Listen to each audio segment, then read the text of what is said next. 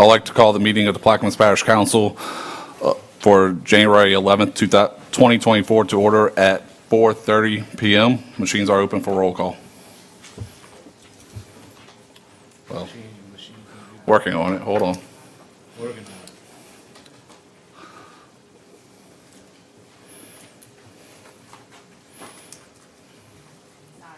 Thank you. Technical difficulties.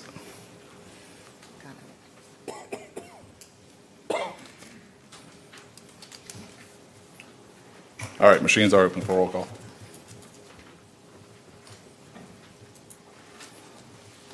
Let the record reflect 8 council members are present. Council member for District 9 is absent.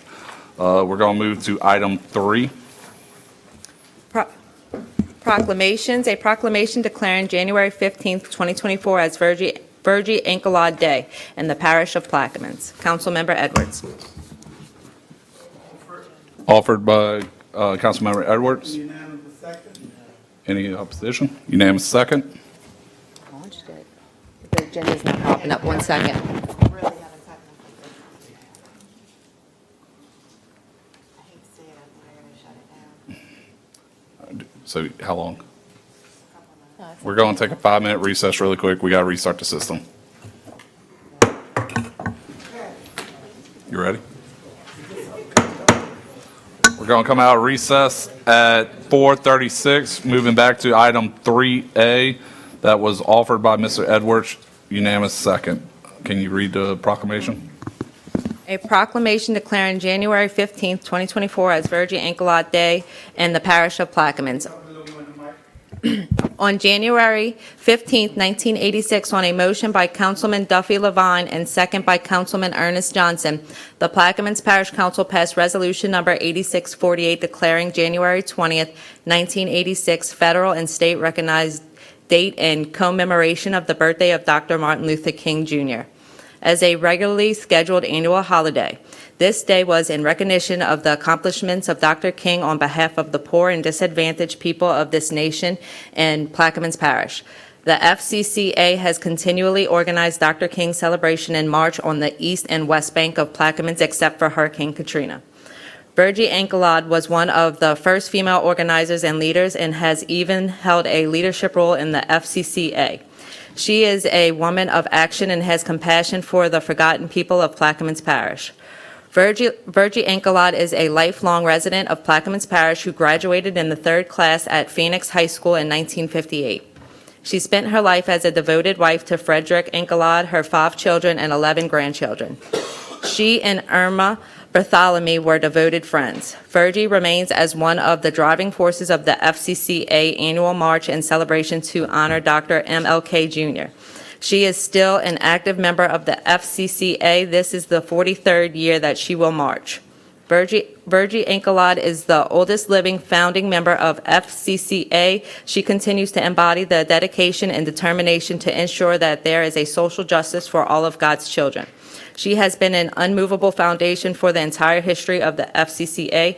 Virgie has made unconditional sacrifices to maintain the rich legacy of the FCCA of Plaquemines Parish. That's it. Any comments by the audience? Mr. Henry? Arthur Henry Belchase.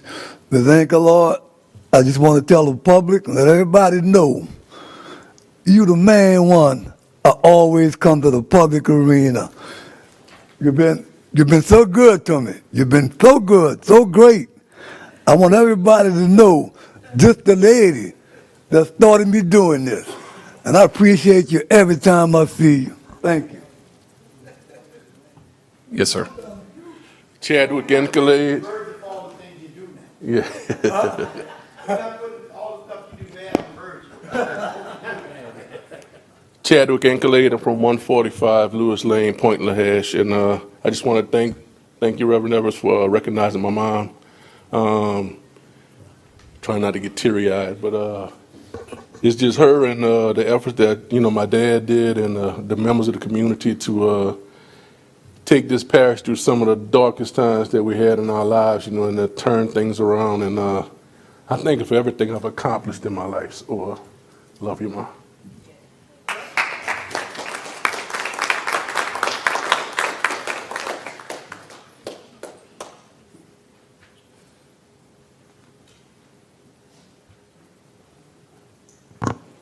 There you go, Dr. Gooey. Yeah, been there. Huh?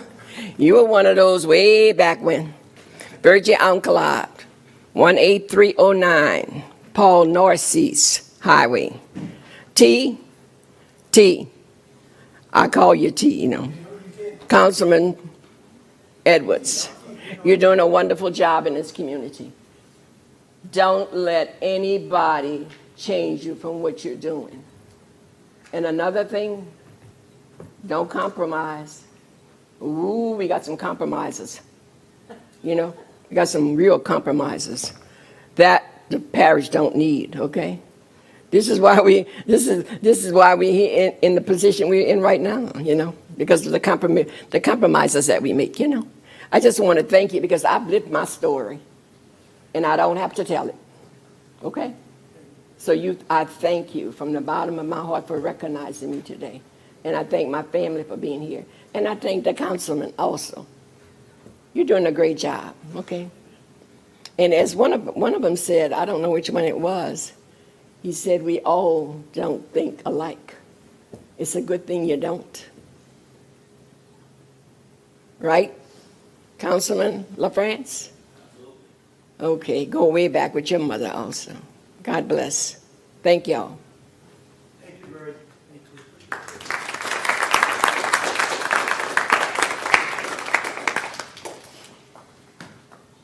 Drexel Narcisse, 17977, Paul Narcisse Highway in Point Lahash. I am the current president of the Fishermen Concerned Citizen Organization. And on behalf of all of the members, I would like to thank Ms. Virgil for her leadership, for her courage, for her fight. She has been an inspiration to me since I was a child. I've been part of the organization since I was 10 or 12 years old, and she has always been there, always encouraging and uplifting and fighting. And so she is a leader yesterday, today, and she will always be a leader and part of the organization. And I want to thank you, Brother Edwards, for making this possible today. And thank all of you. Thank you. Any other comments from the audience? Administration? Council members? Mr. LaFrance? Ms. Engelhardt, I would like to thank you for everything that you had done for the people of this parish, and it's people like you who stood up and fought that I am able to sit here today. But I also would like to mention that your husband, Mr. Freddie Engelhardt, he was my first supervisor when I worked over there at Freeport.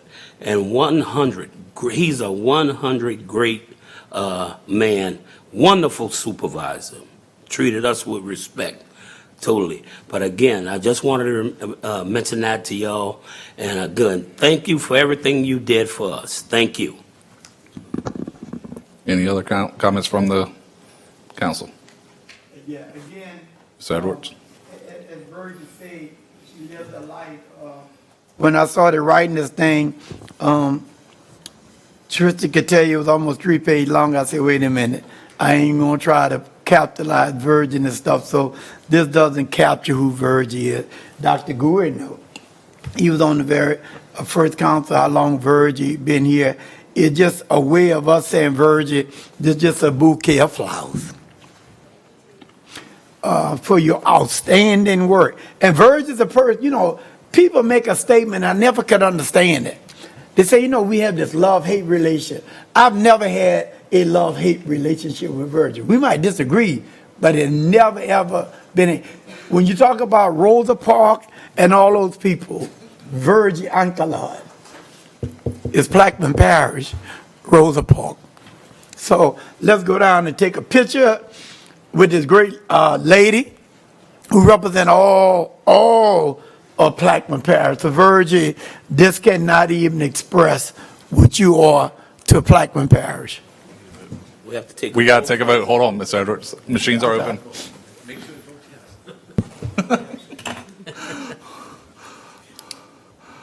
Let the record reflect 8-0 with Councilmember Congdon absent.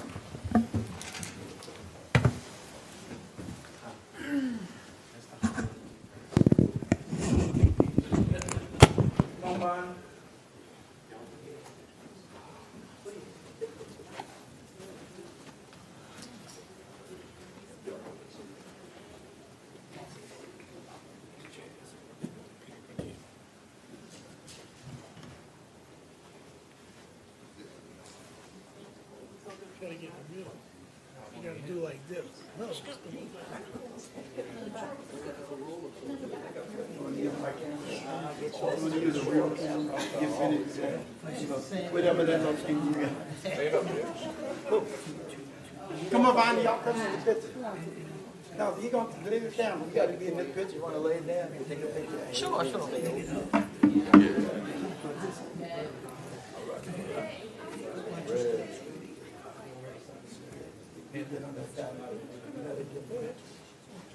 Come on up, your sister Rose.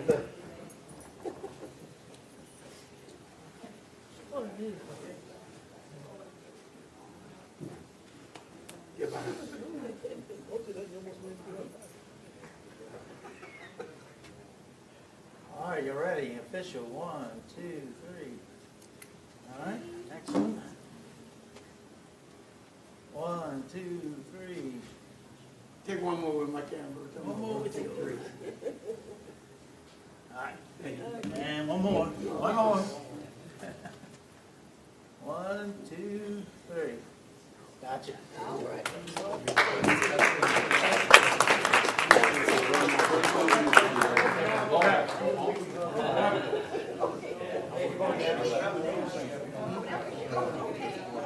Oh, thank you, man. Don't make me. I didn't get you that. Let me see what Hammer did for me. Great job, man. Congratulations. I don't think I was. We have a parade every year. I'm hoping not, but yeah, we hope, but we march every year, man. So I'm hoping. I just wondered, man, you're so sleeping and all that stuff. And you have the indoor plan? Well, yeah, don't we? We're gonna just stay inside. We're going to be at the Bank Community Center? Well, yeah. And it was all the way up. It's good. No, it's good. All right, next item, please. Photograph okay? 4, status report by the parish president.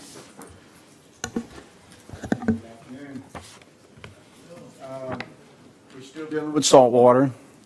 The Bell Chase, Port Sulphur, East West Point LaHash, and Dalcor, they're out of the saltwater wedge, but we're still under obligations with some of our contracts that will end the end of February, and we'll start demobbing those facilities and moving out of the saltwater mode and attitude at that time. The Boothville Venice is still, we're under salt water in that facility. I think the levels have been going, say, between 600 to 800 on a daily basis. So we are going to continue to try to keep the reverse osmosis and the machines at that facility. Even we're working, we had meetings this morning, and we're going to be working to keep the reverse osmosis at that facility even after the February date and, into March. And we'll have to take and monitor the rainfall that comes out of the Ohio Basin to see where we will be come June, July, and in the summer months. But I'm also talking about starting there at the Boothville Venice station while we keep a temporary reverse osmosis in place.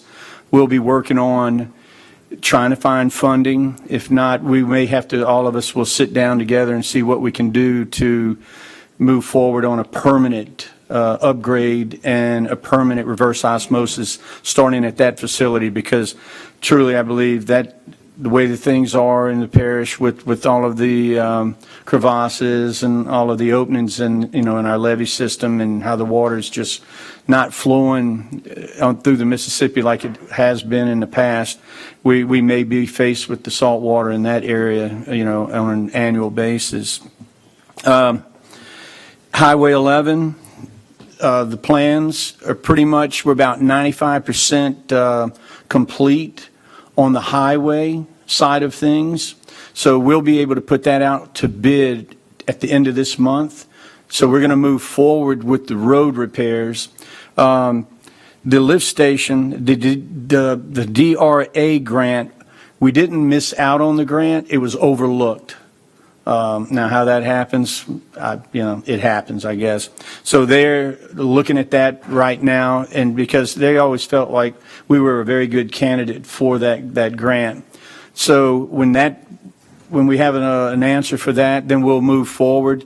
But if we miss out on that grant, we're going to have to circle back and come up with some funding for that lift station, because the road repairs right there, we were hoping to start the road repairs at the lift station because the road is in really deplorable shape at that spot. But we will be able to move forward with that this year for sure. We're looking at we've got some bad weather coming up here next week. We're monitoring that. Patrick, our Director of Homeland Security, had meetings and phone calls with GOSEP.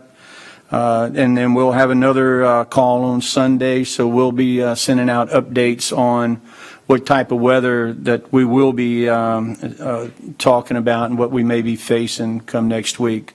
But we would encourage all of our residents and all of us to make preparations for some hard freezes on that. GOSEP trailers. The GOSEP trailers, these are the trailers that are in Ironton. They're not FEMA trailers, they're GOSEP trailers. They're not coming to get those trailers. But what the residents will receive on a monthly basis, they will receive a phone call from a GOSEP contractor. They're just doing their job, and they need a status report from the residents of those trailers. So let's let our residents know that don't get alarmed, answer their questions. They're not looking to kick out anyone from those trailers, but there's answers that GOSEP have to have because they have to answer to FEMA or to the state on their side. So please, let's let them know, and I'm letting this serve as a PSA as well, that they are not going to come in and kick anyone out of those trailers. So that's what I have for the moment. Any comments from the audience? Council members? Ms. McCarty? Mr. Hinckley and Mr. Burris, do you know if, because the saltwater intrusion is still here, if we have the emergency declaration extended for grants? Do you hear that? What was the question? Sorry. Because we're still under it got extended one time, the declaration. The presidential declaration? Yeah. It's my understanding GOSEP is going to make a request, obviously, but I doubt, based under the existing circumstances, that will be extended at the federal level. Okay, thank you. But I think at the end of the day, that ends, February the 9th? February the 9th. February the 9th, the federal declaration ends. But if we're still under saltwater even on February the 9th, we're going to have a serious conversation with GOSEP and along with FEMA right, yeah. So we're just not going to lay down and let it happen. Yeah, that's what Neil Fudge Done. You're right. And Neil Fudge he's working on that with GOSEP, so. Ms. LaFrance? Yes.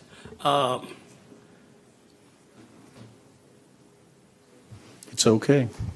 I'm thinking, when you would be able to set up a town hall meeting with the residents, especially the residents from Ironton and West Point LaHash, and I'll just do a regular town hall meeting to see when you be available and Charles be available, where we can give us an update on our recovery efforts, and also I'll get Charles so he could come and do a presentation on repairing of the ferry ramps.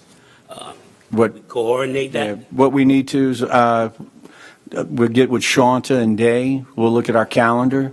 We'll do it as soon as we can, and then we'll get with you and see when you're available as well. Okay, and then I'm sure we'll post this, we'll make this a public meeting so that all council members, if they so choose, they will be able to come to this meeting and participate as well. Yeah, moving forward. You done? You done? It will be, we will publicize these town halls and these events in the future. Mr. Champagne? Thank you, Mr. Chairman. Mr. President, I just reaffirm my commitment to you to make sure that we do whatever it takes to support you, to mitigate the saltwater intrusion problem and to get fresh potable water to the entire parish, both East and West Bank. And number two, to make sure that we do whatever it takes to get Highway 11 repaired. I know we've been working with Councilman Jurasich and Councilman LaFrance down here and Councilman Cognovich just to make sure we get this rectified because that road is in dire shape. So again, I just wanted to give you my commitment to make sure whatever it takes to get done. I know we met today on it, but I just want to make sure the public knows that it has not left the forefront of our discussion. I yield. Well, thank you. And like I said, I know you guys will, and Patty will work diligently together. I also feel like with our state delegation that with Senator Connick, he is, and now State Rep Broad, I think we have a serious commitment from them. This was sent in our capital outlay for this year. I'm going to continue to talk with them and to try to get in, say, like a 5-year plan. You know, maybe not try to, because we know it's going to take somewhere between $15 and $20 million to make sure the whole Highway 11 system gets at least repaired or an overlay. And we're not going to be able to get all that money at one time, but I'd like to see something come in on an annual basis so that we can say, hey, annually we're going to be working on it. It may take 5 years, but at the end of 5 years, the road will be in a lot better shape than it is right now. Mr. Edwards? Oh, well, I just want to let Mr. France know that he going to know when this meeting take place because it will be after mine, so. Mr. Jurasich? Yes, do want to reiterate, though, Highway 11, I know the repairs we're doing from the Empire Bridge, Swing Bridge, south to the flag. Mm-hmm. But, you know, be mindful, we got some areas north of that bridge now in Home Place. And from Empire to Home Place, that's really, and Billy knows he's rode them with us, and we got to move. We got to try to put something together that we can at least patch these things. All right. Well, Billy's going to give you a report on some of our ideas and what he's going to be pursuing in the near future. And he's pursuing it already. Right. I know he is. Yeah. Any other comments? Before we move to the next item, I just want to make a note. We skipped over 2A. We're going to move that to the end of the agenda where the public can, if they want to speak on anything, where we can move through our agenda more efficiently. So moving on to the next item, please.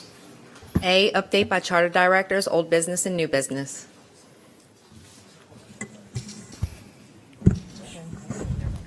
Good evening and Happy New Year's to everyone.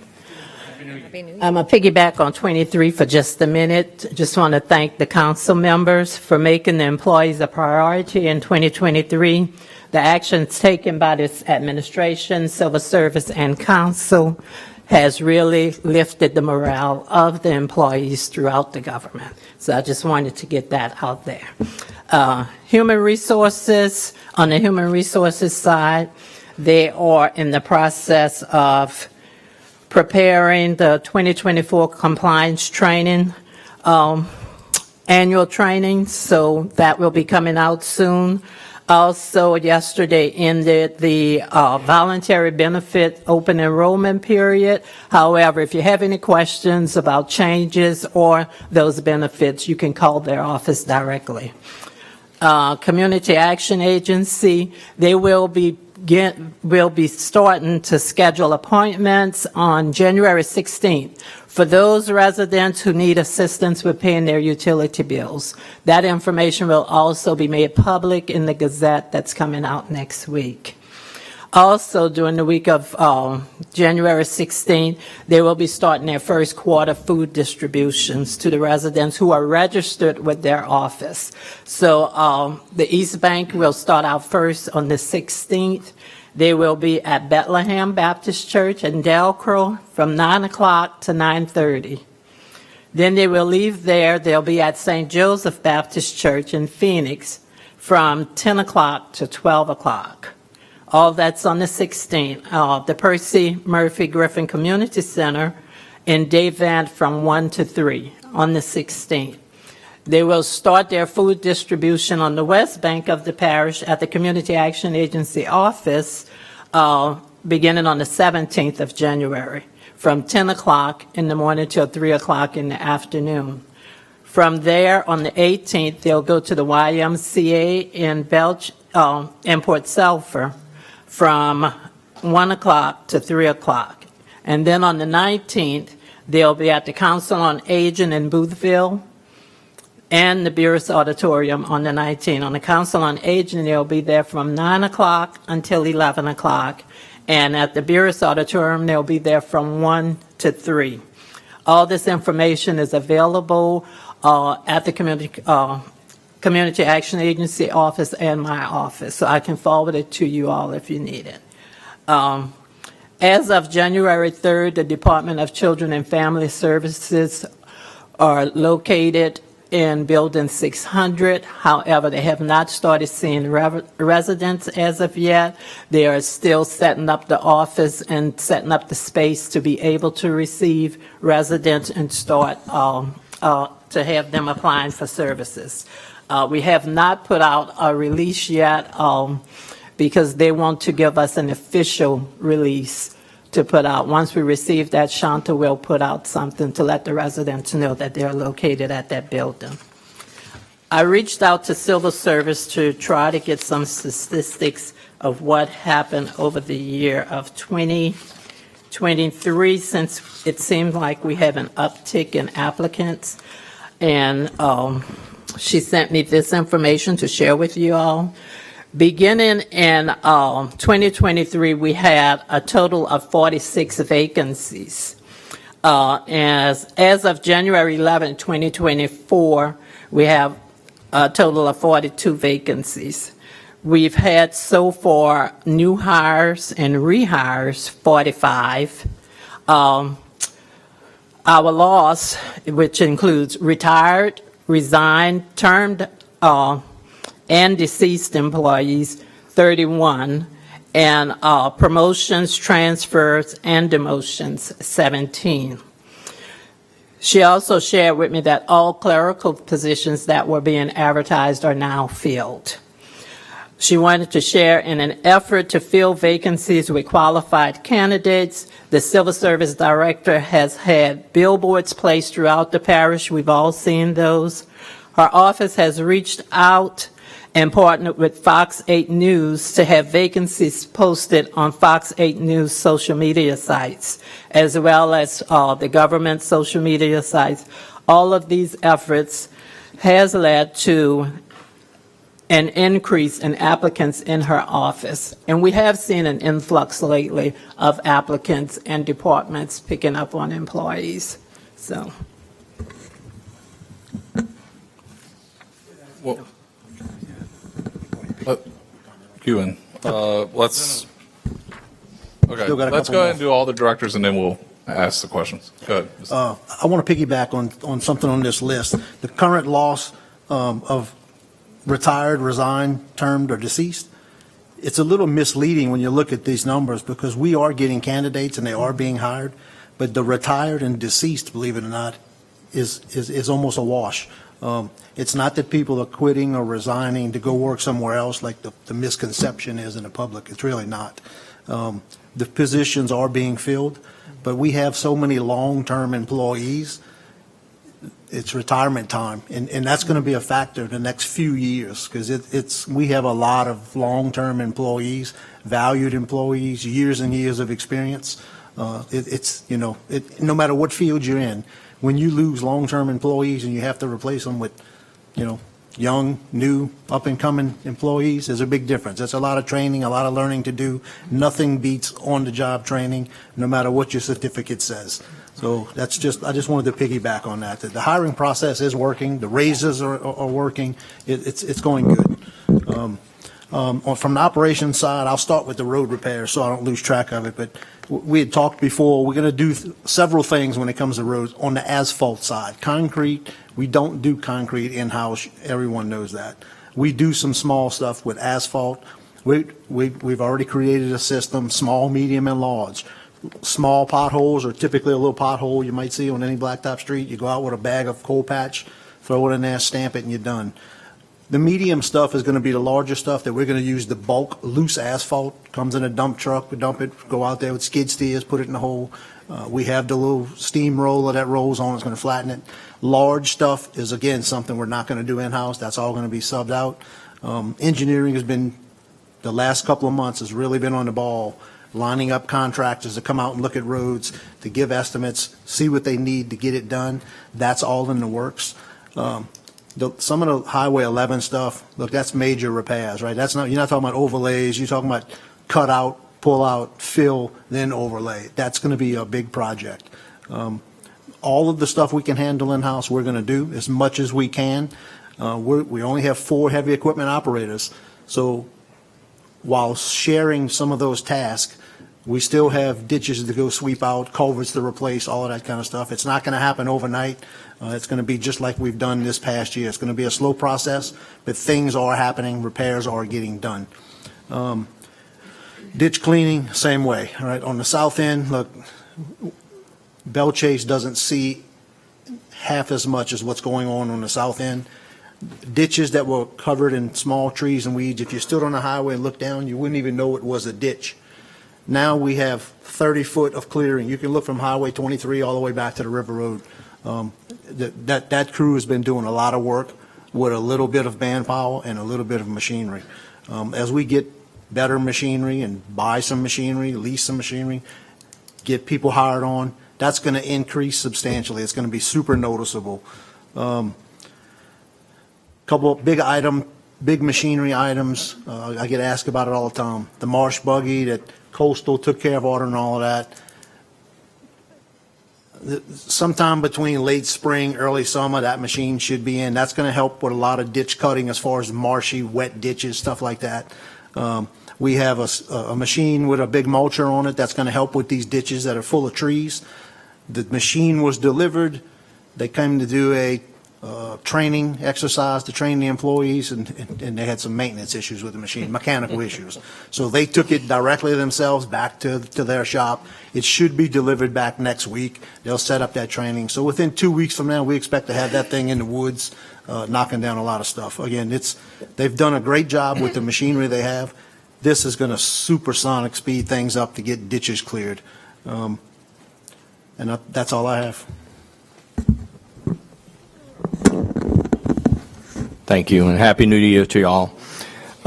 New Year, I have a couple of priority projects. One of them is the Burris and Port Sulphur Community Center pools.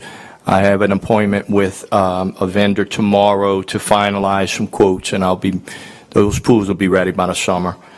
Port Sulphur Government Building, we're pushing to get the consultants' reports on that building. I hope to have those next week as well. We'll have an update next week. EMS is my priority. I know we've been hearing a lot of negative from EMS. We're signing an agreement with Nunez Community College. Will be a field site for their students, for their training in their final year. Hopefully that'll give us some exposure to recruit some of these guys. I wish I could say that the increase in hiring has positively affected EMS, but it hasn't. And we're working on things to improve our exposure on that as well. My phone is always on for you guys. Y'all know how to get in touch with me with any issues, and I encourage that. Thank you. Any comments from the audience? Mr. Newsom. Thank you, Mr. Chairman. One thing, I appreciate the update on the Marsh Master, Mr. Helmers. I know that came through Coastal, but when it gets here, unload it on Ollie Drive and clean that ditch. So, I'm sure you've gotten daily calls on it. I get calls a lot on it. So, Just thank you for the update on that. Appreciate that. I yield. Mr. Edwards? Oh, yeah, I think when Director Taylor was talking, raises make a lot, so a lot of people coming back because of the raises, and they're really excited, so I want to share that. And again, I want to thank all the directors for the amount of work that you have been doing on East Bank. And I know Mr. Clarence Brock is here with listening ears when Billy was talking, but we identified Highway 39, we identified a shallow land, we identified Harlem. So I just want to let you know those holes and stuff. Him and I had a conversation, so we on the list to get that did. The other thing, Jeff, what's the latest on the Reverend Griffin Center with the air conditioning? Because there's, it's always a problem. Have you been able to figure out? That's a recurring issue with plenty of buildings in the parish. I'm sorry. We have continuing problems with these package unit systems. That's all I could say. We'll address it as they come, but we'll get the guy out there. The heaters should be working properly. I know we had an issue about two weeks ago with the heaters. But when you say packaging system, what that mean? The chiller systems that a lot of these bigger buildings have, we just constantly have problems with them. Yeah. Well, I'm not talking about children, but I know the Reverend Griffin Center, my understanding, and I still haven't been clear, that it's not operated by thermostats in that building. It is, but you have to be at the building to operate it. It's not a console system that I can operate it. It hadn't been set up outside the building. It has to be controlled from inside the building at a particular console.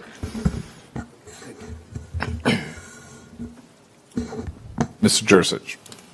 Yes, Jeff, DMV recently just moved in the prom building, right? What are the dates they're there? I have not gotten those dates yet. Do I you? think they were there yesterday, if I'm not mistaken. It's one day a month, and yesterday was that day, so is that the second Wednesday or something like that? Okay, well, let's be sure that we get that to us so we can advertise it, let people down the road know that. Thank you. Mr. LaFrance? Yes, Mr. President. Where are we with locating property for the new water plant, the site? We're just at the very infant stages on that. We've just been working through the holidays here, so we really don't. I've got some sites in my mind, but I haven't talked to anyone about those sites because the sites that I'm looking at, they really aren't for sale. Okay. And sometimes that could pose a challenge right there, because when you want to go buy something that's not for sale, that price goes up. Yeah, it's premium. Yeah. Ms. Taylor, are you the person that handles the vehicle for registered voters? Registered voters fall under my direction. Yes. Is it possible for you to try to help them out, to try to get them a new automobile? That automobile they have is real old, and I think they have over 200,000 miles on it. Okay, I'll check into it. Okay, thank you. Mr. Chair? Yes. I'd like we've been, throughout the month of December, we've been in the court system. I'd like for Rennie to kind of give you guys an update as to what we've been going through. It's dealing with the diversion and what we're trying to pursue and what has been dealt to us. And so if you don't mind, I'd like for him to give us a report on that. Okay. I'm not going to go into a whole lot of detail because we'll be here all day, but as most of you know, we recently had a hearing before Judge Clement in the 25th JDC. Judge Clement sustained the exception motion by CPRA, basically saying that venue was not proper here down in Plaquemines, and ordered, I think initially the case to be transferred to the 19th JDC, which is of course Baton Rouge.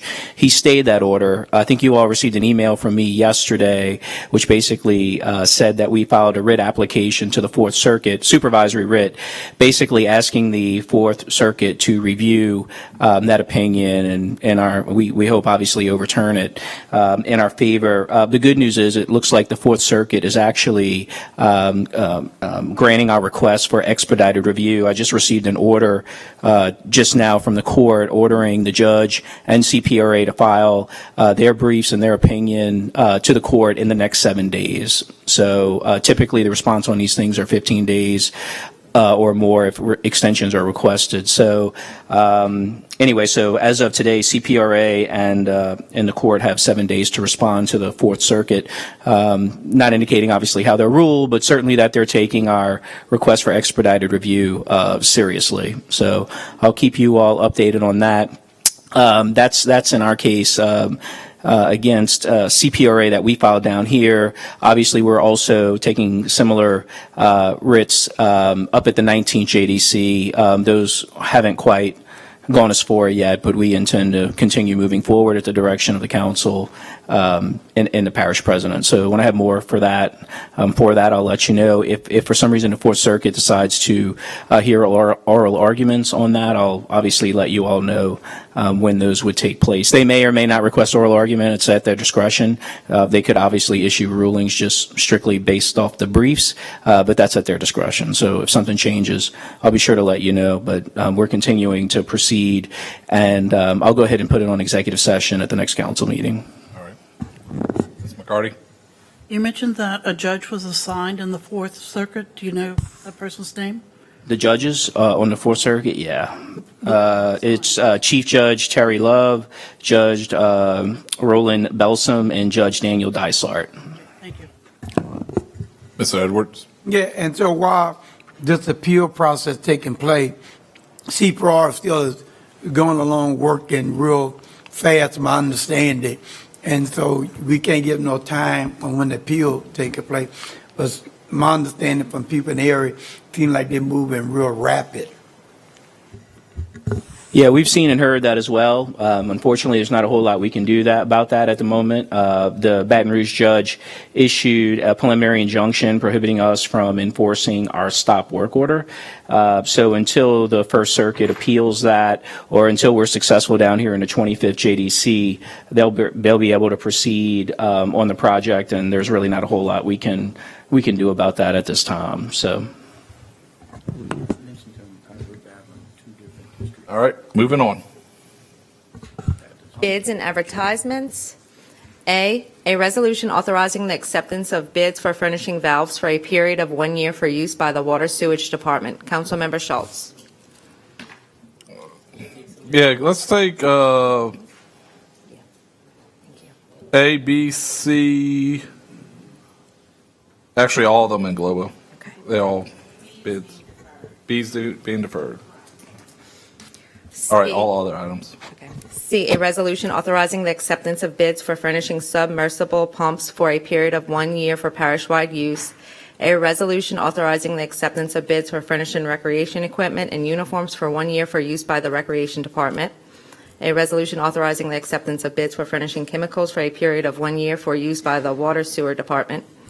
A resolution authorizing the acceptance of bids for furnishing roll-out waste containers for a period of 1 year for parish-wide use. Councilmember Schultz. I offered. Second by Ms. McCarty. Any comments from the audience? Administration? Table? Oh, go ahead. Mr. Brock, hold on. Go ahead, Mr. Brock, sorry. Clarence Brooks, 156 Enos Camel Lane. The resolution that authorizing the equipment and uniforms, that's for both sides of the river? Yes, with the recreation, they passed an ordinance a couple of years ago where it's $50 for the fee, but that comes with for basketball, it comes with their jersey. So that's to basically go out for bid for those jerseys for basketball and different equipment related to recreation. I kind of remember. So both sides of the river. But a year ago, the recreation was disbanded, and all the recreation workers work in other departments. So you're saying the recreation is back again? No, so recreation was never officially disbanded. They did move about 4 years ago. grass keepers to prom, but we moved them back last year back to recreation. So those workers are in prom, and we have, what, 6, 7 employees in recreation right now, Billy? Yes. So, yeah, recreation is actually going pretty strong right now. I mean, my son's in basketball and plays every sport, so it's going pretty well right now. All right. And we also want soccer on our side of the river also. So trying to get some of our fields ready for soccer. Okay. I will Billy. Remember, you have to go out and recruit. It's on the East Bank now. We got the Everyone talent. registers. We got talent. Oh, okay. All right. All right. Any other comments? Machines are open.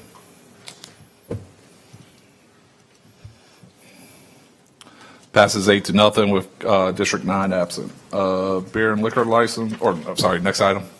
6, beer and liquor license. Keegan, if you have any. Okay, I guess I'm the only one that has some. Or go ahead, Mr. LaFrance. I know John Bartholomew used to get a kick out of this one. It's Geraldine Danette. It is the G spot at 26537 Highway 23 in Port Sulphur, and that is a alcohol liquor license application. All right, I have District 9 that was asked to do Iguanas Daiquiri Express, 36179 Highway 23 in Buras. I have Alfonso's Seafood, 8134 Highway 23 in Belchase. I have J&J Mart doing business as Belchase Express, 7812 Highway 23 in Belchase. And S&T Sales doing business as Townview Cafe, 7918 Highway 23 in Belchase. Any more? Machines are open. Or I offer. Second. Offered by myself, second by Mr. LaFrance. Any comment from the audience? From the table. Machines are open.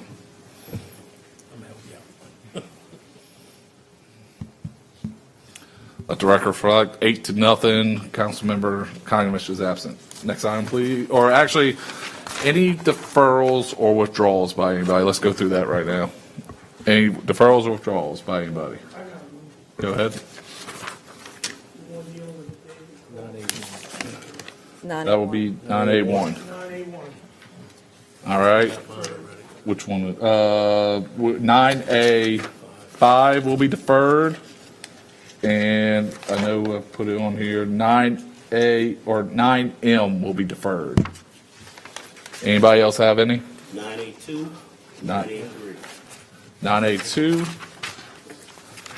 and 982, 983. So recap, that is 9A1, 9A2, 9A3, 9A5, and 9M will all be deferred. 9B. 9 what? 9D? B. 9B also will be. What? Are you sure? 9B as in boy.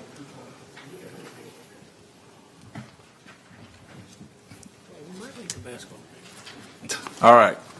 So one more time, go over everything. 9A1, 9A2, 9A3, 9A5, 9B as in boy, 9M as in Mike will all be deferred. All right, next item, please. 7, building permits. 7A, construction permits. 7A1, Harvest Midstream, application number 2023-876, application date 12/21/23, proposed remediation on the BOA 4 and 6 pipelines, tip of Grande Terre and ending just north of Bay Joe Wise, all along the southwest coast of the parish. Councilmember LaFrance. Offered by Ms. LaFrance, second by Mr. Jursich.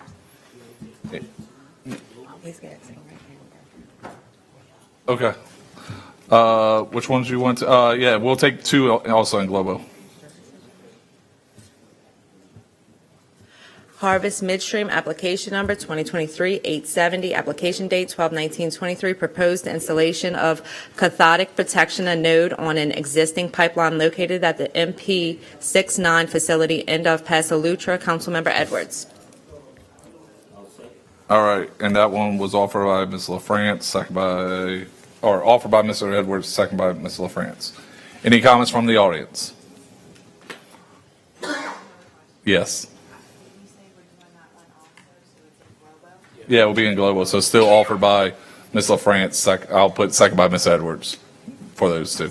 Yeah, let's do that. One, okay. 7-2, 7-2. All right, any comments by the audience? Administration? Council members?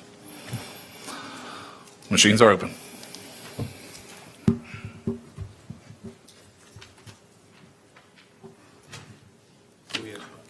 All right, let the record reflect 7-0. Mr. Gui stepped away for a couple minutes. Let's take, let's do B by itself. Peter Tragle, Trailer Park Renewal for 2024, Trey Lane, Belle Chase, Louisiana. Councilmember Newsom. I so offer. Second. Any comments from the audience? Administration? Table? Machines are open.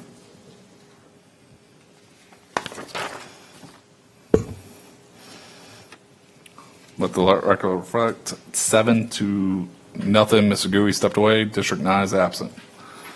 Let's take C, D, and E in Global. First, equity, final approval for temporary RV lot, Foster Canal Road, Port Sulphur, Louisiana. Cannon's Inn RV Park LLC, final approval for 21 additional spaces to existing temporary RV lot. Delta Distributors Incorporated, conditional approval for 13 additional spaces totaling 15 spaces in a temporary RV park located at 26847 Highway 23, Port Sulphur. So often, Second. I just want to say, all three of these items, temporary trailer parks. All right. Any comments from the audience? Administration? Table? Machines are open.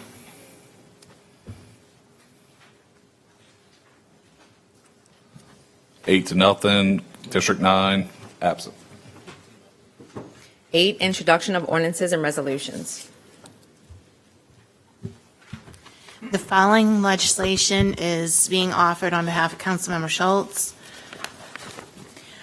An ordinance to amend the 2024 General Fund Operating Expenditure Budget, Plaquemines Care Center Department, and otherwise to provide with respect thereto.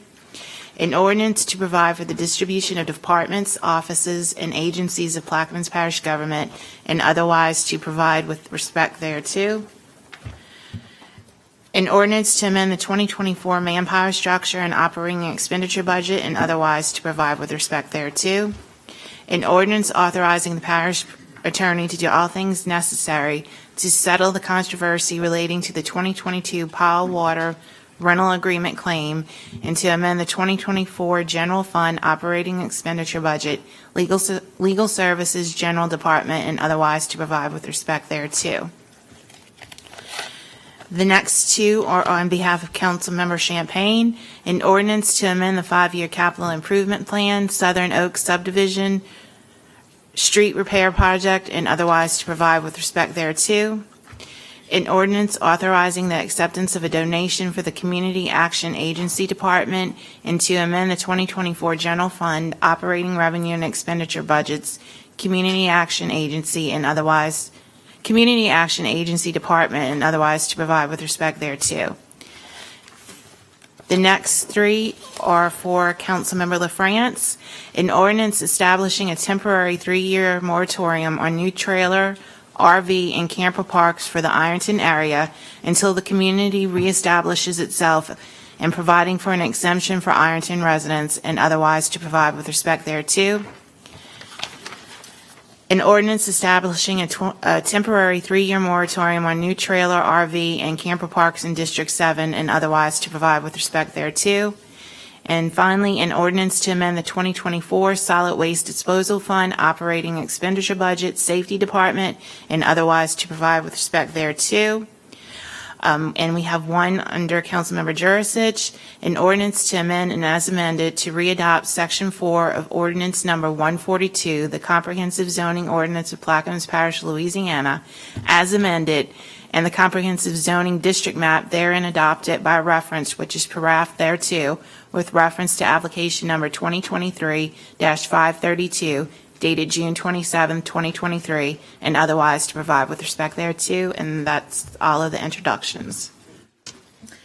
9, ordinances and resolutions on second reading and final passage. 9A, ordinances and public hearings pursuant to Article 6, Section 601E of the Plaquemines Parish Charter. 9A1, 9A2, 9A3 are deferred.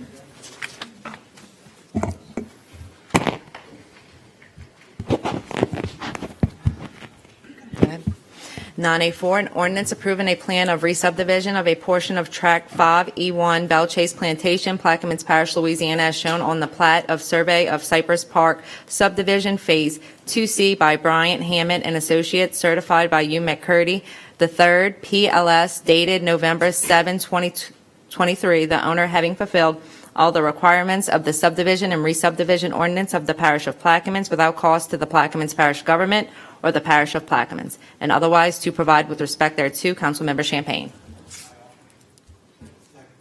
Offered by Mr. Champagne, second by Ms. McCarty. You want to make a comment on this? Go ahead.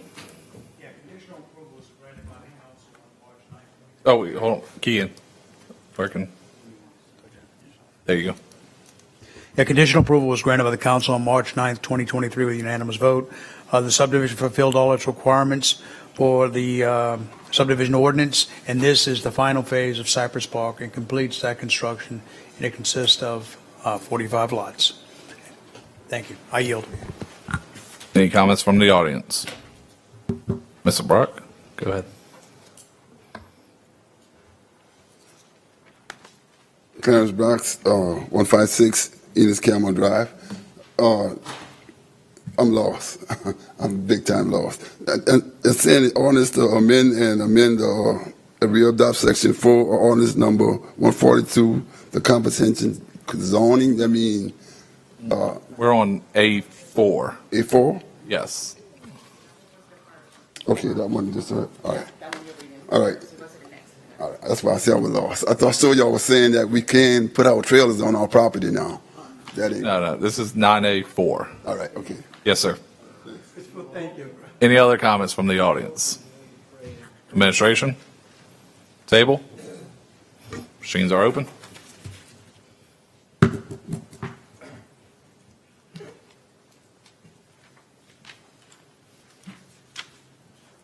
Let the record reflect 7 yeas, 1 abstention by District 5, and Mr. Cognish is absent.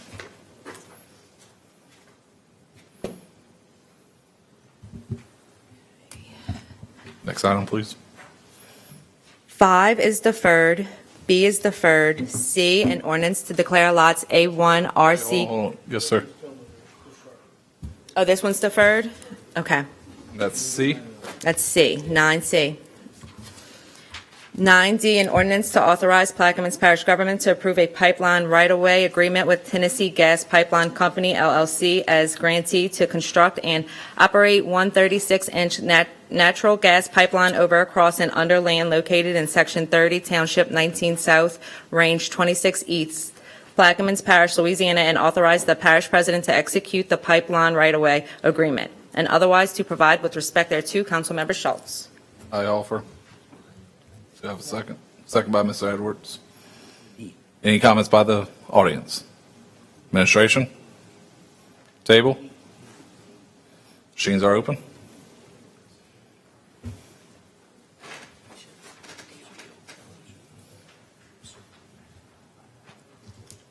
Eight to nothing with District 9 absent.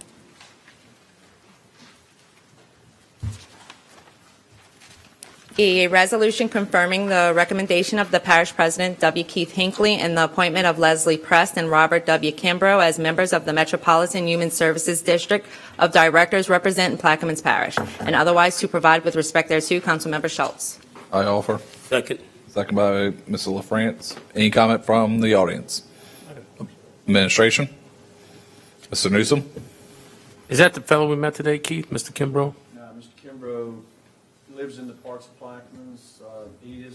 He does sit on the board for the Care Center. I've known him for a long time. Thank you. Any other comments? Machines are open.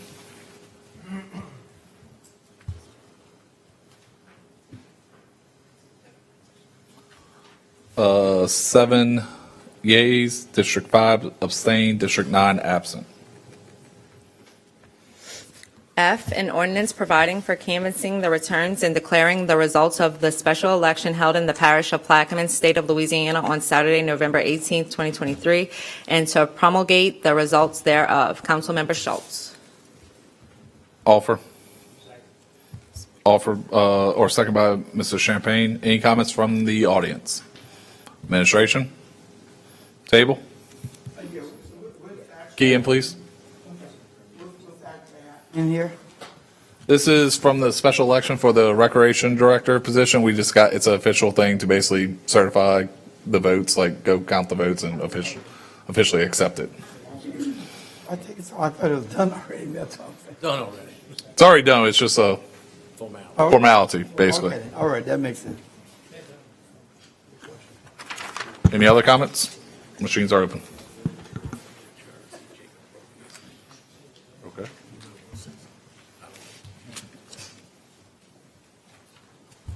Eight to nothing with District 9 absent.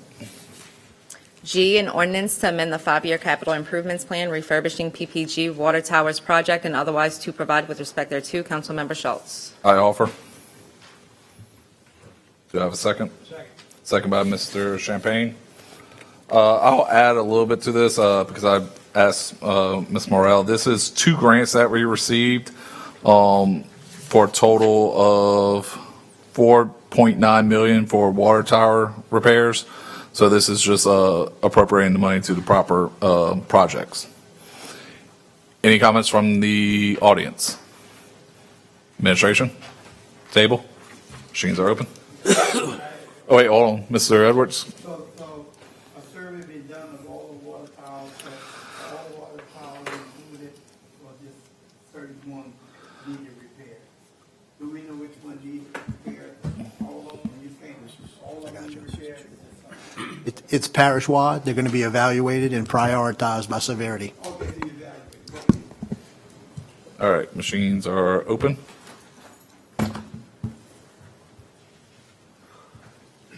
Eight to nothing with District 9 absent. Next item. H, an ordinance to grant temporary easement to Coastal Protection and Restoration Authority for the Grand Bayou Ridge and Marsh Creation Project BA 0217 on Buras Levy District lands and otherwise to provide with respect thereto. Councilmember Schultz. I offer. Second. Second by Mr. Jursich. You want to make a comment, Mr. Helmers? This is a project that was picked up by the state. It's pretty much underway. It's a little bit behind schedule because they used the dredge for the sill, the saltwater sill.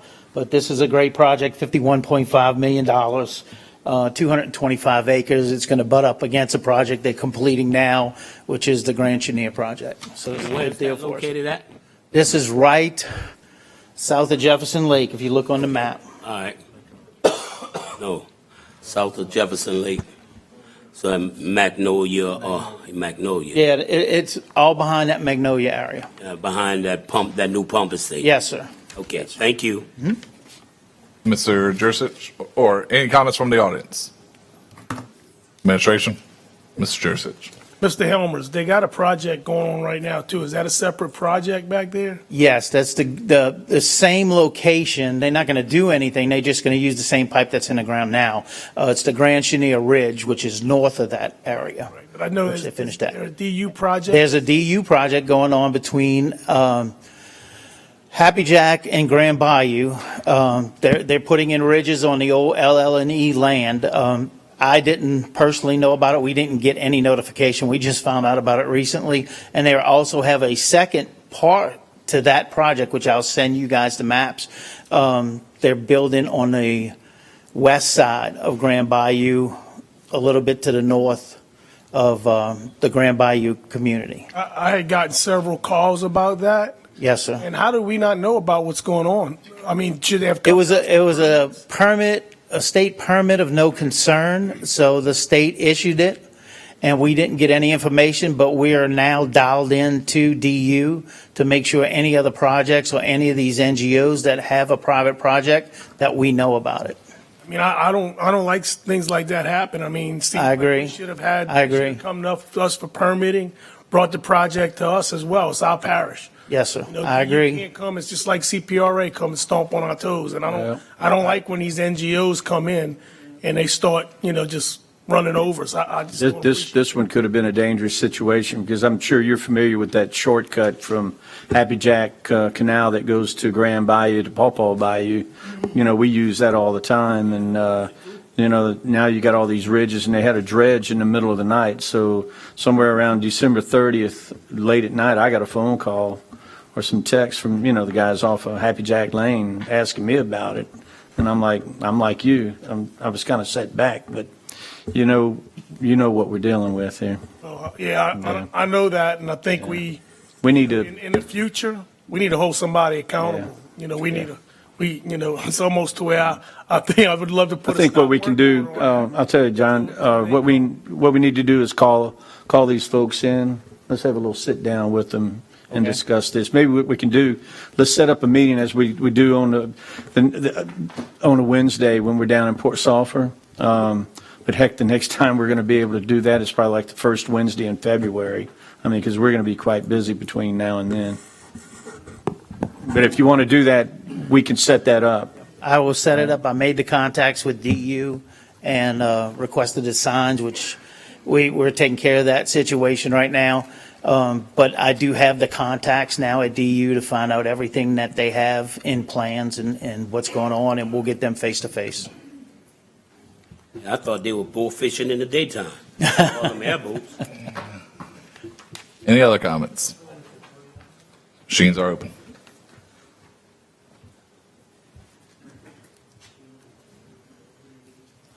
8-0 with District 9 absent. Next item. I, an ordinance to amend the 5-year capital improvements plan Joint Emergency Coordination Center project and the Basin 2 Sea Level Rise Mitigation and Resilience Improvements project, and otherwise to provide with respect thereto. Councilmember McCarty. It's a fill in the blank. Did you get that? You got it. Yeah, yeah, you have them. No wonder nobody could hear me. In the fill in the blanks, we're putting $200,000 from the infrastructure fund and $400,000 from the unreserved undesignated fund. With that, you offer? I do offer. And Oh. designated what? $400,000 undesignated. Undesignated, thank you. Offered by Ms. McCarty. I'll second that. Do you want to give a brief overlay? You want me to? You want Mr. Hinckley to? It's a great honor to receive this grant from the Department of Defense. She on? Q in or? Okay, I just wanted to make sure. Go ahead, sorry. Okay, it's a great honor to receive this grant from the Department of Defense. It's going to be used toward pump station number 2, which drains out the entire Bell Chase area down to the wall in Oakville, and also for a coordination center located on the land of the Medal of Honor Park. And the military, people on the military base and the administration, Ken Dugas, Paula Dove, these people have worked very hard to get this grant. And Mr. Hinckley has accepted this grant. Thank you. Any comments from the audience? Administration? Mr. Champagne? Yeah, I had some reservations about this grant because it's a significant amount of money, and we met with the administration, met with some fellow colleagues this morning, discussed this. And on its face, it looks like we're about to spend $600,000 in Bell Chase. And, I question it because I look at my colleagues down the road and we were discussing Highway 11 and lack of funding. So I really wanted to get some fidelity on this and try to nail in what are we doing here? Because I know what our priorities are.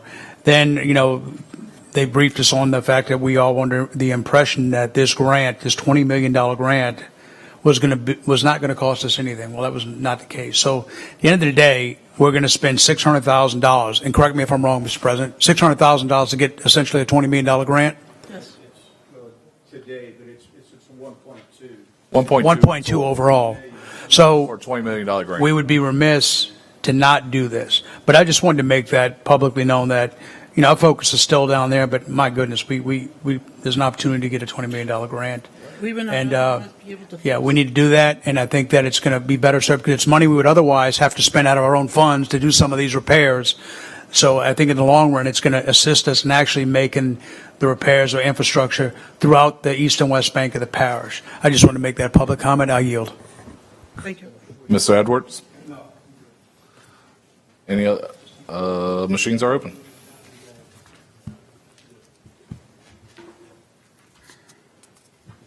Councilmember Gill? Mr. Gui?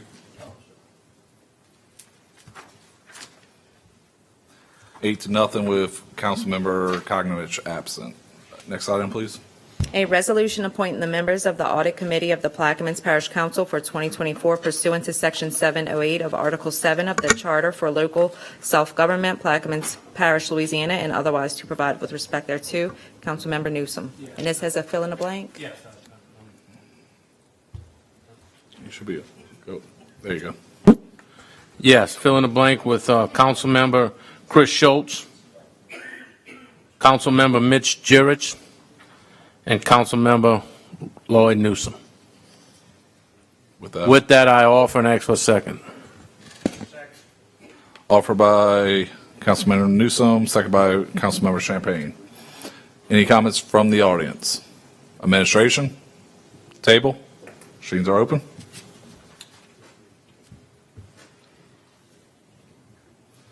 8-0 with District 9 absent.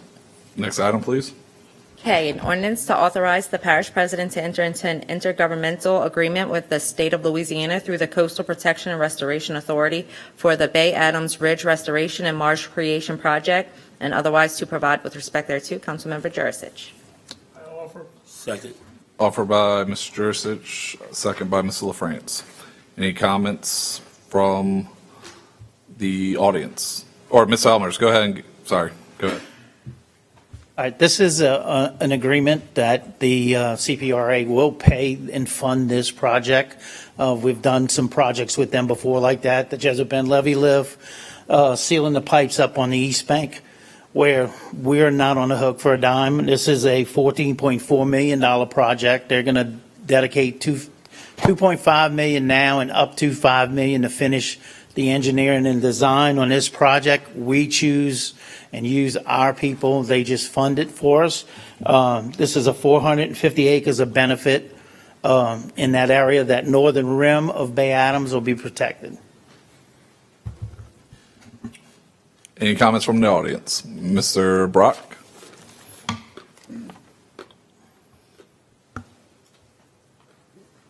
I'm on page this time. With where is Bay Adams? That's on the East Bank or the West Bank? That's on the West Bank or Empire area. But the gentleman just now said on the East Bank and the West Bank they're going to try to do some coastal restoration. I was referring to an agreement that we've entered with the state previously, a project on the East Bank and then one on the West Bank. So we won't get. There is a restoration on the East Bank. They're trying to keep some of the water out of our district. This project's going on all through between the St. Bernard line and the East Bank. There are projects in process and working over there. None are at construction at the moment. There's been some completed toward the northern end. The reason why I'm saying that, if you go from White Ditch to Phoenix, the water is already side the road. So we need some help on our side.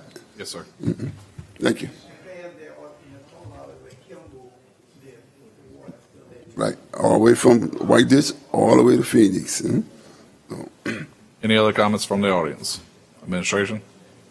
Mr. Jurisic? Yes, Mr. Helmers, where are they going to get the material from?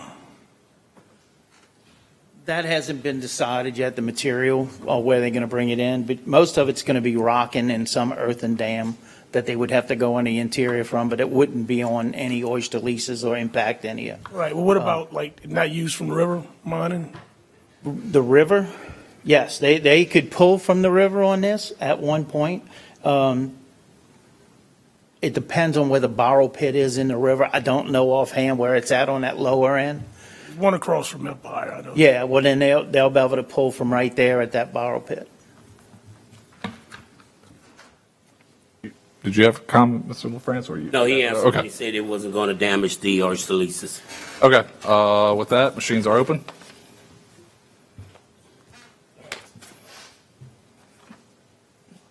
Eight to nothing, District 9 absent. Next item, please.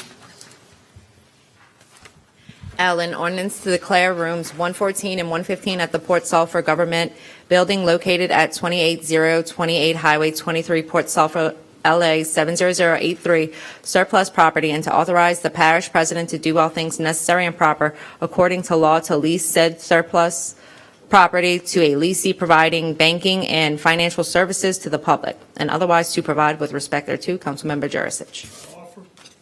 Second. Offered by Mr. Jurisic, second by Ms. LaFrance.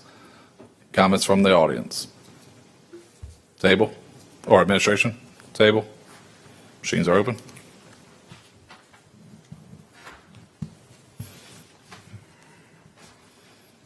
Eight to nothing, District 9 absent. Next item, please. M is deferred. N, a resolution authorizing and directing the parish president, W. Keith Hinckley, or his designee to have a feasibility study conducted on all new proposed trailer parks in District 7, and otherwise to provide with respect thereto. And this is LaFrance. I so offered. Offered by Ms. LaFrance. Do we have a second? Second. Who was that? I had three of y'all. Mrs. Champagne. Offered by Mrs. LaFrance, second by Mrs. Champagne. You want to make a comment or? No. Okay. Just as written. Comments from the audience. Administration? Oh, wait, Mr. Smith? Bill Wood Smith, 11745 Brixham Avenue, Baton Rouge. What is the nature of this feasibility study, and what do we anticipate this to look like? The study is to see whether or not, what exactly is the need of any new trailer parks, and the feasibility to see whether or not we have the infrastructure to support any new trailer parks. And is this going to be conducted in-house or third party? Are we going to put a committee together to, from different avenues, different people in the parish, to form this committee? Okay, thank you. Any other comments from the audience? Administration? The only thing we're looking at, Mr. LaFrance, is that this is a resolution, and we may have to come back in the future and move this over in an ordinance and appropriate some monies if we have to hire or, bring someone in to do this feasibility study to help us through this, right? Okay? Do you need me to introduce something at the next council meeting? Now, you could do it at the next council meeting, because that way we can put this committee together. And it should include more than 7, I would imagine. I would leave it at, yeah, because that's where we're having the biggest issues. So, okay, that's good. Mr. Gui? Just a thought, are there any other districts that would want to be involved with this? I think now's the appropriate time to do that. That's my comment. I'll leave the rest to the other districts. Mr. Edwards? I just want to say, like minds think alike. That was exactly my question. Why is just District 7? If it's a problem, then we need to look at it parish-wide to address it, because I don't know why it being District 7 is bringing it up, but I'm just sure 6, 7, and 8, look at that. Well, East Bank is not even involved in this kind of stuff at all, but I was just hoping that if you do it, look at 6, 7, 8, and 9, to make sure they're included rather than this one district singled out by itself. You want to respond, or Ms. LaFrance? The reason why I put District 7 is because District 7 is the one that's really being impacted a lot. We have several, and when I say several, I'm talking about tens of trailer parks that being application and people that is speaking to me about having, doing trailers. I'm talking about up to 1,000. This is what I'm looking at. These are residents or business? This is business. Some people are residents, but some of them business. So is it because of people trying to, let's connect it to Global Venture and trying to be close to Global Venture? I think that's one of the impacts, but I mean, that District 7 is being overwhelmed by all this. If you check with the permit office, because usually she can tell you who's applying for those trailers, whether it's... I didn't have to check with the permit office. I have phone calls that people that called me and talked to me about it.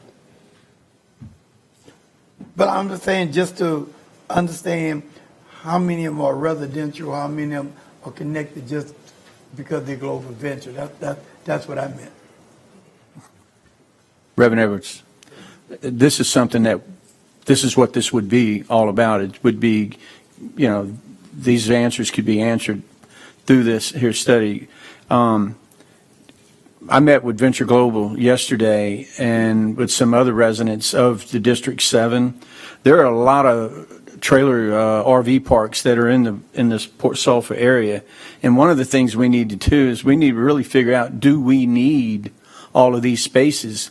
Because the individuals that I was with, they're saying they've got trailer and RV parks themselves with a lot of vacant spots. So I know the port at one time, they were supposed to have one of the consultants looking into what we're talking about at the moment here. So we need to do this feasibility and to see, do we really need, and what spaces do we need? Because we are trying to push and trying to get the workers to, when they get to 23 to go south, but it's just not happening. And a lot of them, they don't want to live in RVs. A lot of these workers are taking a left and going into the Gretna area. A lot of them are off of Gretna Boulevard in the apartment complexes. And what's bad in Plaquemines Parish, because of FEMA and our base flood elevations and how we have to build our houses 15 to 18 feet up in the air, we can't do any kind of construction that's feasible because we could definitely get some folks into Plaquemines Parish if they could build a traditional building. I mean, you would see a building boom in the Port Sulphur area, the Buras area, the Empire area, if they could come down and build a traditional building, even if they would come down and build something 3, 4, 5 feet off the ground. But we're not allowed to do that. And that's what's stressing our parish, and it's what's stressing out this district with these RV parks. Look, and I'm not opposed to the individuals wanting to come into our parish and to do this for us, but they have to understand just what we're going through. These are serious growing pains right here, just because, look, when you go through Port Sulphur, it's all you see is RV parks and little small trailers.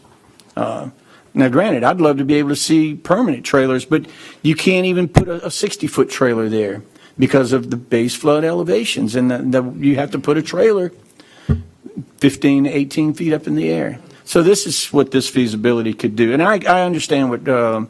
LaFrance is saying, because he really is feeling the brunt of this, the situation that we're going through right now. So. If I may. Go ahead. And so again, I've been talking to people St. Charles Parish, St. James, all over. I just think as a council itself, we got to revisit this. I talked to Steve Calise about looking at FEMA changing this arbitrary flood-based elevation. I think most people in Plaquemines Parish, especially East Bank, if you put it to 4 feet, it would be reasonable. Yeah. And so when I was at the regional planning meeting, I was meeting with the President Charles, that's a tall guy, that's St. Charles. And it was the same conversation, and the guy who made the speech, I meet with him to talk about, I just think as a council, we got to go back and visit that thing. We maybe have to take the lead to Washington passing some kind of resolution to saying they got to change because it's really hurting people. We have a lot of people I know in the East Bank is moving out, young people who want to live in Plaquemine Parish, who don't want to build out on a trailer. I mean, I can name 6 or 5 who just moved out, going to other parish. So I just hope that some kind of way we can come together.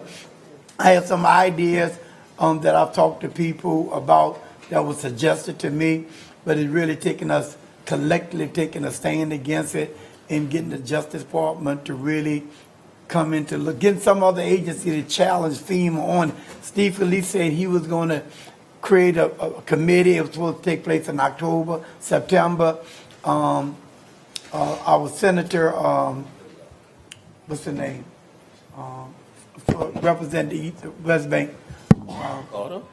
Carter said the same thing, but nobody moved on it. And that problem is getting to be a serious I know y'all know Mr. Brox.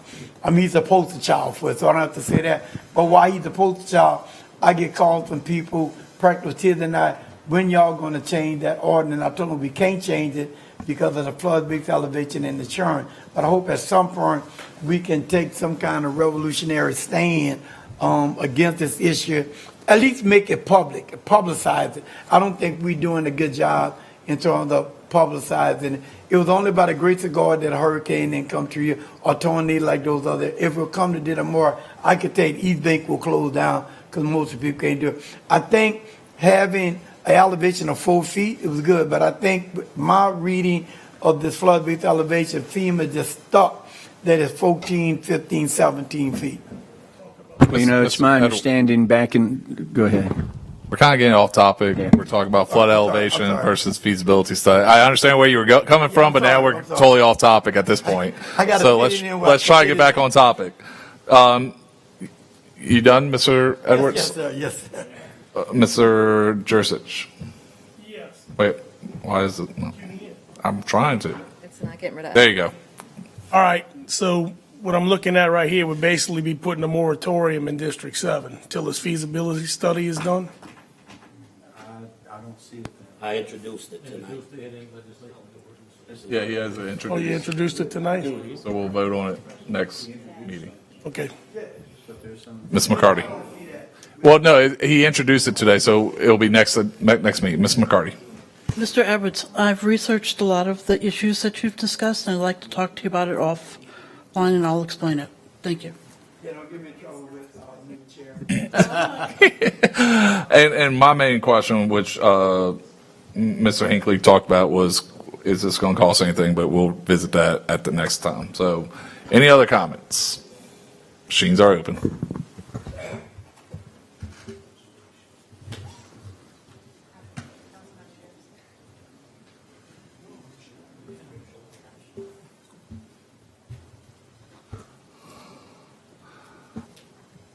Seven yeas, abstain from District 8, and District 9 is absent. A resolution by Plaquemines Parish Council as and on behalf of the West Bank Levy District authorizing and permitting Philway Construction LLC in respect to the transport of materials, vehicles, and equipment across the Mississippi River Levee by Philway and/or its agents at the existing WBP crossing located on the right descending Mississippi River Levee near the Second Order Levee Station, 1705 plus 80 in Port Sulphur, Plaquemines Parish, Louisiana, near coordinates north 2934, 4219 west 8948 5017. Councilmember LaFrance. Offered by Ms. LaFrance, second by Mr. Jursich. Any comments from the audience? Table or administration? Table? Machines are open.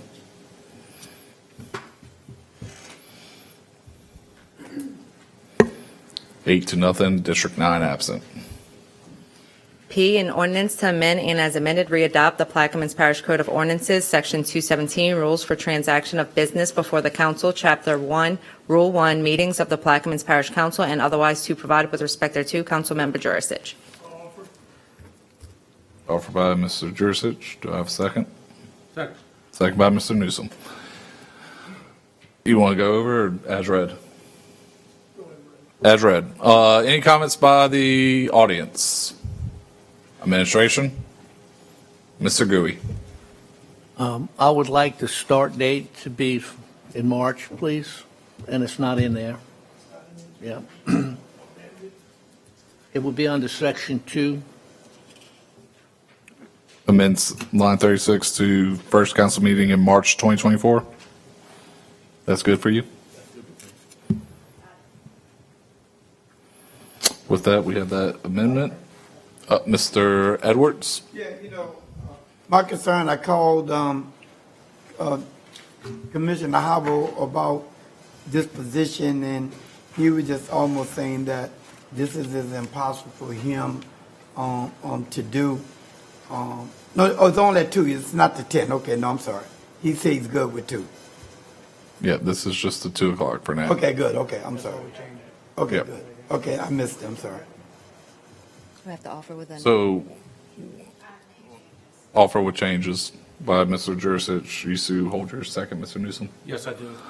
Any other comments? Machines are open.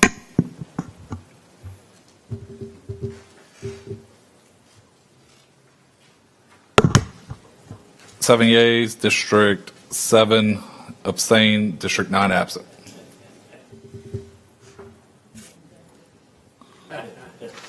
Q, an ordinance to amend the 2024 general fund unreserved undesignated fund balance and the emergencies and surplus fund balance designations and otherwise to provide with respect thereto. Councilmember Schultz. I offer. Second. Second by Mr. Newsom. What this is we had to make a budget amendment kind of for the auditors. They wanted us to amend the 2023 budget. So this is really kind of like a rollover, but earlier than normal. So we passed the ordinance earlier this year to move 25% of rollover funds to this fund. That way, in the future, if anything should happen, we have some surplus funds. Also, this brings our emergency fund back up to, I think, $9 million. So that's an overview of what's going on here. Any comments from the audience? Administration?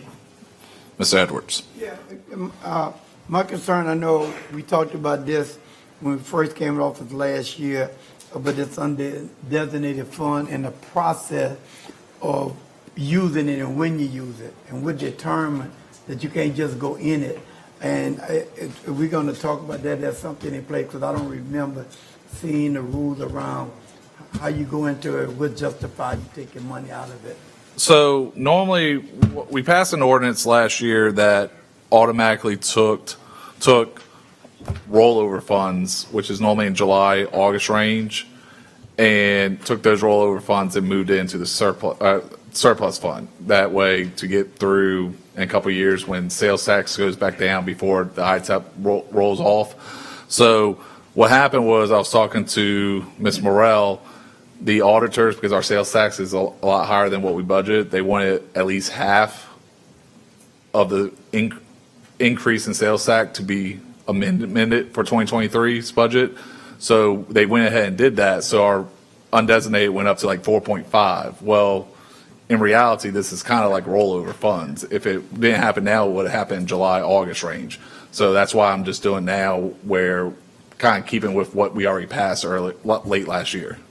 Yeah, but my question goes in, and I'm at blank, but did we set a procedure about when you can use the money and the criteria? No, the surplus fund it's basically, we set it as a supermajority, requires 6 votes instead of 5. That way, it's something that we really need, whether that's a hurricane comes through, or the intent was before the ITEP rolls off and our sales tax goes down, year 7, 8 range for Venture Global from now. That was the intent, but if something major happened next year and we need that money, supermajority can move it at any point. We didn't want to put restrictions on it so much that we couldn't ever touch it. So That's not what I'm saying, but I just think something, because history showing that there was a lot of money that came from BP and people just going in it because they was able to get enough votes to get it. and we end up having problems. I just think money like that, we have to set some strict rules for it. Yeah. You know, I know we're excited about the sales tax and all that, but I just think if you're gonna say something undesignated, it should really mean undesignated. Well, Some no. teeth to it. This right now, this money is in undesignated, and it's a free for all. This is moving it to the restricted surplus fund that restricts it more. Where it's not that free So for when all. it's restricted ought to mean restricted. Yeah, we can sit down and go maybe put some restrictions on what qualifies for us to. But that's why I put the supermajority on there where it wasn't a free for all. Mr. Newsom. Thank you, Mr. Chairman. Yeah, Mr. Schultz, this is just another move by this board that shows us our due diligence on being good stewards of the taxpayers' dollars. We putting this in for a rainy day fund to basically when times are bad, we have something we can go back and try to get money out of and for needed necessity we get. Also, we put in an emergency fund. We're slowly building that back up to our $10 million, where it's what we like to see. Like Mr. Schultz says, at $9 million now. So maybe when we get some more rollover money, we can do something with that. But again, I want to thank Mr. Schultz for doing this, and this is just shows good stewards of the taxpayers' dollars. Thank you. Any other comments? Machines are open.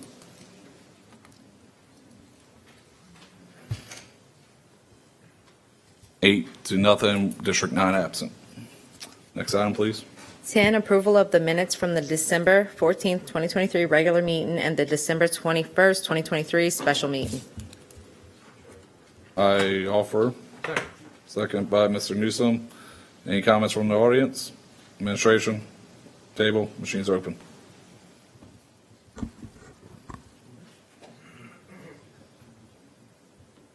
Ms. McCarty?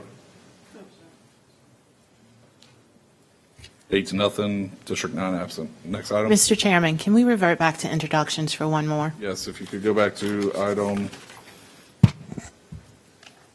wherever it is. 8. Yep, 8, second page. Item 8. Introduction of ordinances and resolutions. This one is for Councilmember McCarty, a resolution to establish the policy of Plaquemines Parish government with regard to signage about laws restricting the operation of UTVs, ATVs, and golf carts, and otherwise to provide with respect thereto. That's it. A resolution to establish the policy of Plaquemines Parish government in regard to signage about laws restricting the operation of UTVs, ATVs, and golf carts. All right, next item. 11, new business. 11A, introduction of resolutions where a suspension is being sought. 11A1, a resolution appointing Councilmember Ronnie Newsom to replace the council chairman, Chris Schultz, as a member of the Regional Planning Commission, and otherwise to provide with respect thereto. Councilmember Schultz. I offer for suspension. Second by Mr. Edwards. This is for, any comments on the suspension by the audience? Administration, table, machines are open for this suspension.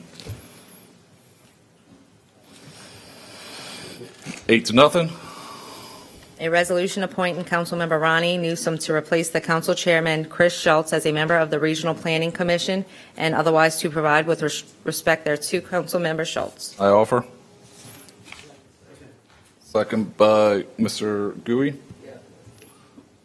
What this is, just a brief overview. As council chair, I was appointed to the Regional Planning Commission. However, my accounting firm that I work for does the audit for the Regional Planning Commission, so there's a conflict of interest that it's a different office that does it, but so I overlooked it basically. So just to avoid that conflict of interest, I'm removing myself from being appointed to the RPC. Any comments from the audience? Administration? Mr. Newsom?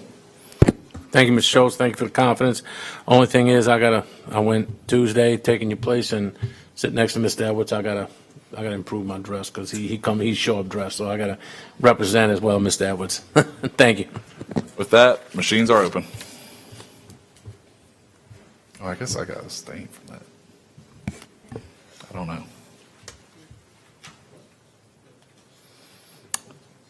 7 yays, I abstain because I don't know if I should or not on that particular case. So, and District 9 absent. What?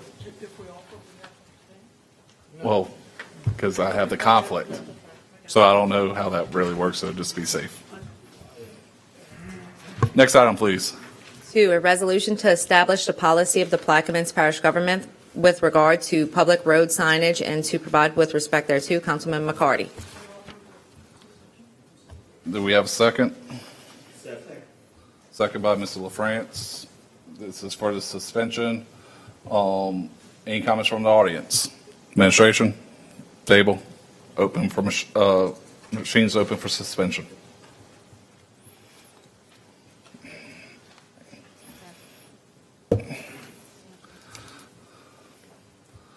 It's suspended 7-1 with District 3 nay, District 9 absent. No, it's 2/3. Suspension of the rules? Yeah, 2/3, right? It's on the agenda, yes. If it's on the agenda, it's only 2/3, yeah. A resolution to establish the policy of the Plaquemines Parish government with regard to the public road signage and to provide with respect thereto. Councilman McCarty. You offer? I offer. Offer, Ms. McCarthy, second by Ms. LaFrance. Hold on. I got you, wherever you are. Go ahead. This pertains to any district in the entire parish. However, because of the increased traffic, the back roads are being used more frequently by locals, and this gives the council member the ability to put a do not block intersection on those areas, and in my case, it would be coming out of Fort St. Leon South, getting onto Good News or onto Barrier Road. That's all. Any comments from the audience? Ms. Brock? Right fast. Also, trying to get on a Belchase ferry. I missed the ferry, and I was sitting over there 5 minutes and still missed the ferry. Couldn't get across in Belchase. Yes, sir. All right. Mr. Newsom? Yes, this, Mr. McCarty, will this be, of course, this is going to be, have you spoke with law enforcement, the sheriff's office, Mr. Turley, about any of this? I believe this is a state law, is it not? Hold on. Code. And this is just a sign reminding people not to do something that is actually illegal. Is there any fine, ticket, or anything like that associated with this? I mean, they could get a ticket if a sheriff's deputy they could ticket them for a violation of 32, 143, 143.1, or 143.2, which are existing state statutes. I think the notion would be that the signage would just remind them not to block intersections, block driveways, et cetera. We're often busy doing other things while we're driving, and it just reminds people to stop a little early so cars can get through the intersection. And how many signs do we see we'll think we'll need? Because we're going to have to get them made. I don't think, we don't have any that's laying around, do we? Well, we do. We've got blanks. I know we have blanks, but this could be this could be a whole lot of signs. Yeah. That's kind of where I'm going with a whole lot of signs. So who would install? We do. We have manpower to do that? I mean, we do have manpower, but I mean, there's a lot of other things that, yeah. I agree. I'm just questions I got. I don't want to bog us down. I don't want to bog us the government down in doing. I'm not saying this is not necessary. Don't get that. But I know you guys plates are full. So, Mr. Edwards, sorry. I mean, we generally honor council members' requests. So, if you have a specific issue in your district that's a problem, all you got to do is call the parish president and say, hey, I'd like a sign up. So I don't know that the resolution is necessary, but you do make a good point. We only have one sign person, and I know we don't have to do the amount to do hundreds of these things. So, if y'all could just narrowly focus on the couple intersections that are a major problem and put in a request, the administration can handle that. That was my question this is parish roads, and do we really need the resolution? Because y'all already have the authority to go put up a sign wherever y'all want. Really? Wherever we kind of want. So as long as and then my next question was, this is Is it going to hurt? state law. Does that even per se really apply in this case since this is a parish road? And don't get me wrong, good news. Yes, it does. It impacts my district a lot too. And I know that it's a problem. But as Mr. Newsom said, without enforcement, how many signs are we going to put up if they're not going to enforce it? Asking for one sign. Yeah, if you just call the parish president and make a request of 1 or 2 signs, we can handle that. But I can tell you right now, if we get 100 sign requests tomorrow, it ain't going to happen overnight. So Doesn't look like anybody's that's lining up to do signs. that's the way these things are traditionally handled. I understand. It's just. So we need an ordinance or resolution for that. No, you don't need a no. All right. Hold on. Mr. Edwards. Yeah, and that's why I said, Hold on. I accidentally hit you off.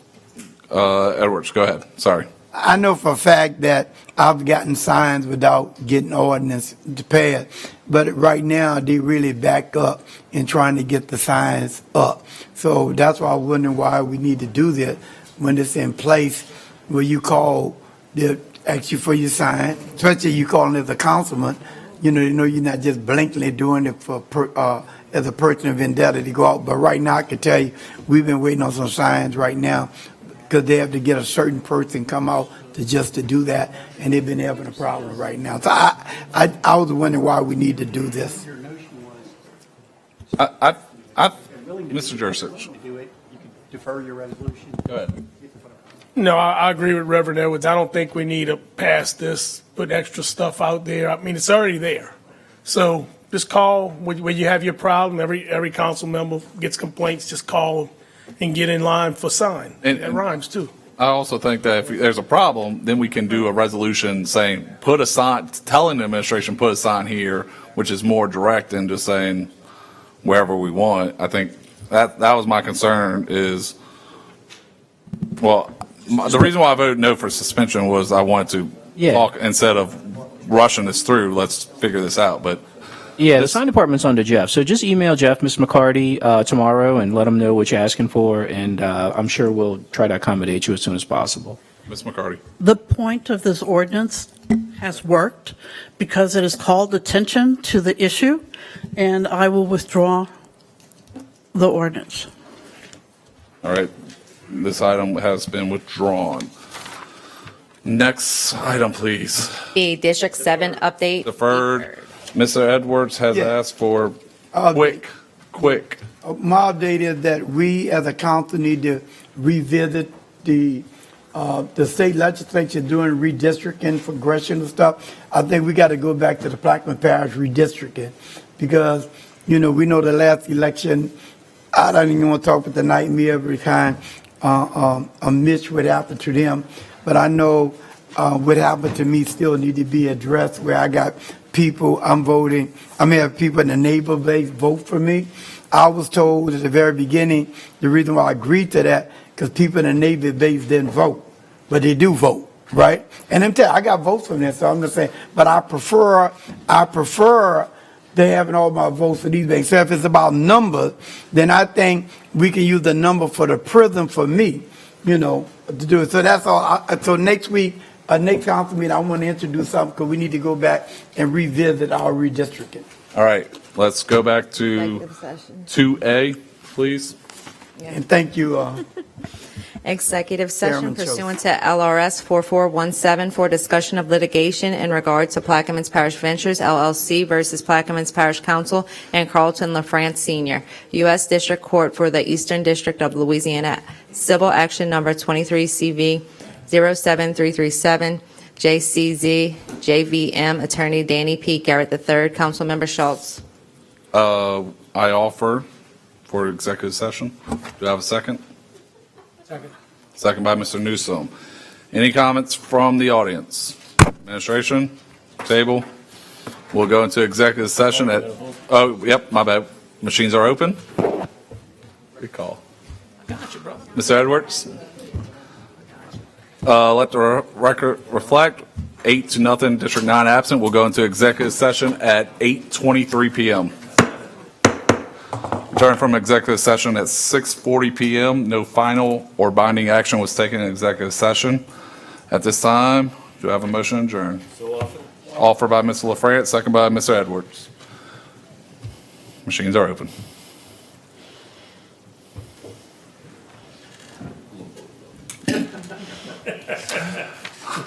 Seven yes, one abstention by District 2. I guess you can stay here all you want. At this, meeting is adjourned at 6:41 PM. Have a good night.